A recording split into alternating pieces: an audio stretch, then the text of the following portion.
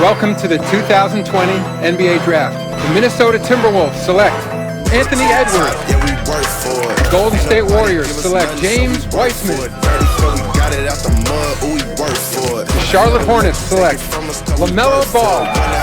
Big blessing, for real. I'm from New York. Moving up in my city, it's amazing. But once that moment hit, those tears kept falling. This is the best moment of my life right here.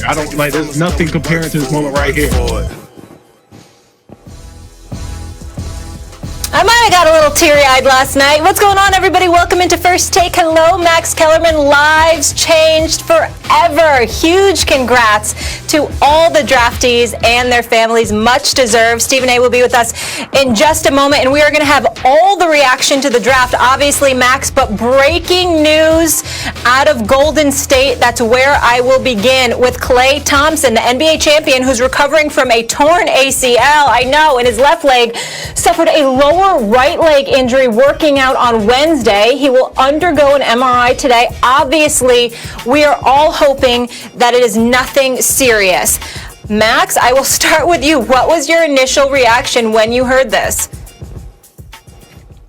Heartbreak. Oh, Jay Williams is here too. Good to have you, Jay. What's going on, Jay?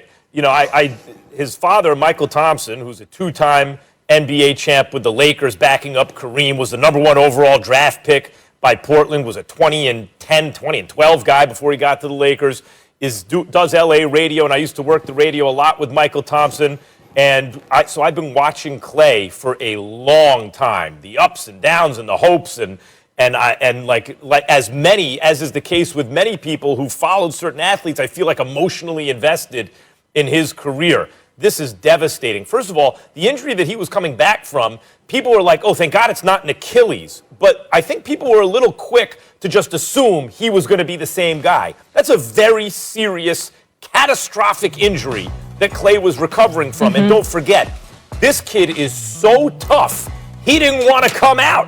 He wanted to play on one leg.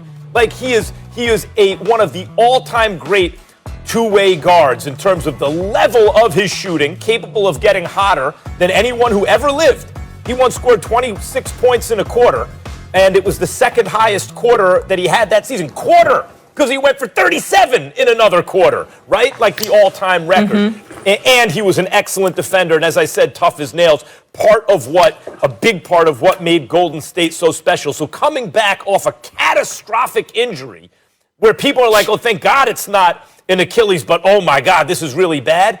To now have something that could be the worst case scenario is a total nightmare. I'm just hoping with everyone else, I'm sure, that what the news we get back today is not a worst case scenario. We all are. And let me just say this quickly. Jay, you did an absolute excellent job on the draft coverage last night. Watched the whole thing. So kudos to you. But Stephen A., you always have your ear to the street. What are you hearing about this? Well, first of all, I was on SportsCenter last night talking about how the Warriors were championship contenders, and it was in the first segment of the show. And by the bottom of the hour, they had given me the news about what transpired with Klay Thompson, and I said, "This is nightmarish. Their championship hopes have just gone out the window." And then immediately after, or not immediately after, but a few hours later that evening, I got word that Klay Thompson, there was movement with his calf muscle, which is supposed to be a good sign that there's nothing torn there. There's an MRI scheduled within the next 30 minutes or so. He's having an MRI, and it will be determined whether or not something has been torn or what have you, and then they'll know definitively. So we should know right around the time of the end of the show whether or not Klay Thompson is going to be gone for a significant period of time based on this injury that he sustained yesterday. At the end of the day, here's what it comes down to. With or without Klay, because of Steph Curry, if you have other bodies that are healthy, the Andrew Wiggins of the world, the James Wiseman, who I think is a good pickup for them, the Draymond Greens of the world, along with what we saw from other guys that were in the lineup for them last year, I think this team can squeeze into the playoffs. But the championship aspirations are out the window. You're not winning a championship without Klay Thompson, just like you're not winning a championship without Steph Curry. It's the combination of both that makes them who they are. Together and healthy, They are the greatest shooting backcourt that I have ever seen in the history of the game. They're the greatest shooting backcourt, as far as I'm concerned, since mankind. That's how great they are as snipers, as shooters. And together, you cannot dismiss them. You cannot count them out. But if one of them is missing, regardless of which one it is, their championship hopes go out the window, particularly with KD no longer being there. That's how significant this blow is. Any championship aspirations that the Golden State Warriors have go right out the window if Klay Thompson can't play. They can make the playoffs. They can squeeze in there. But championship contention, no way. Hey, I even take it a step further. I mean, Andrew Wiggins is still a really good player. But, then you're asking Stephen Curry to do things at a volume rate. And what we've seen is when Steph has to do things and play a lot of minutes every single night, he's been prone to having injuries as well. I mean, look what happened to him this year. Right, so the two go hand in hand together. Do you know that Klay Thompson since 2013-14 has ran the third most miles in the NBA behind only Dame Dollar and LeBron James?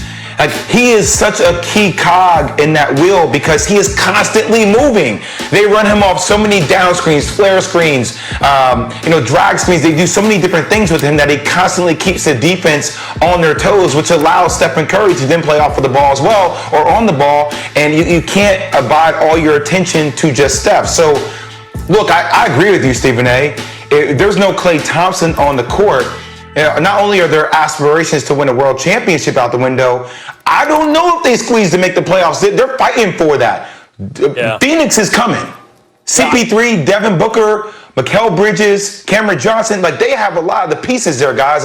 The West is still loaded. I mean, Houston, they still have James Harden and Russell Westbrook. For now, they may be disgruntled for a while, but they still have those pieces that can still fight.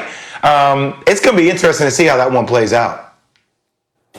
This is a night in term. First, I want to you want to deal with the kind of personal side of it for Klay Thompson, of course, and your heart goes out to it. If we're talking about the basketball of it all, guys, this is a total disaster and nightmare.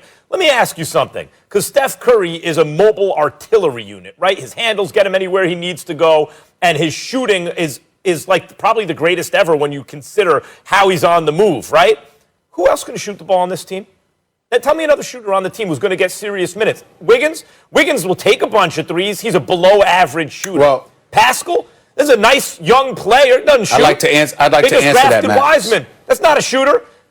Okay, Draymond Green. Draymond Green only once or twice shot well from three because Steph gave him, and Klay gave him all the space in the world to do it. But he's a below-average shooter from distance. They don't have a single other guy who's going to get significant minutes on the team who can shoot worth a lick. The shooting's gone. They needed Klay more than ever.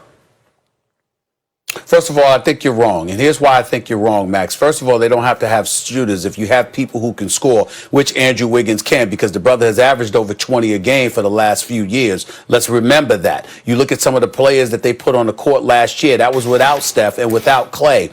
Well, understand the significance of Klay Thompson. First of all, this is a system that we have to give more credit to than it's due, than it's received. Mm-hmm. Steve Kerr has obviously proven himself to be an exceptional coach. I got news for you, and Jay, you can appreciate this. Steph Curry, as great of a shooter as he is, the handle is mad crazy. We get all of that. His movement without the basketball is something special, which is what Max just alluded to. Think about the picks and the screens to set up open shots. You got guys that are practical bench warmers, for crying out loud, throwing the ball, throwing no-look passes over their head to Klay, to Steph, because everybody knows where he is. They know instinctually to get him the damn ball. His movement without the ball is sublime, and you take that into consideration along with the system that Steve Kerr has been running for years, the experience that they got without Klay and Steph on the court, and then you combine that with what you're seeing in the Western Conference. We appreciate what we've seen from Memphis. We understand Phoenix is coming. We know that Houston will, in all likelihood, take a step back. I am not going to worry about the Warriors making the playoffs. I think they could get in as a 7th, 8th, maybe even high as a 16th. All I'm saying is they're going home in the first round. They're not winning beyond that because I don't think they have the personnel to do it. But I do think they have the personnel to get to the playoffs over the course of 72 games, if healthy. Stephen A., all I can say on the back end of this conversation very quickly is that, it was tough to make that decision because he found out about the injury of Klay Thompson 2 hours before the draft. But I do feel like Bob Myers and company missed their mark on this draft, especially if Klay Thompson is out for the season. James Wiseman, I think, is a great piece. He's a great additive piece. The versatility, his skill set brings that to the table.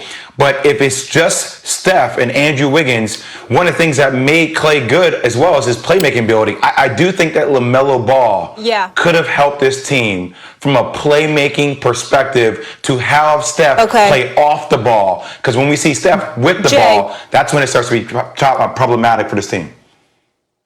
Jay, hold that thought, because that's where I want to move this conversation exactly right now. Obviously, the Warriors finishing with the worst record in the NBA. We know that's due to injury. They have the 2nd overall pick. They take James Wiseman out of Memphis. Max, all things considered, including what Jay just said, Klay's latest injury, was this the right choice? No, it was the wrong choice.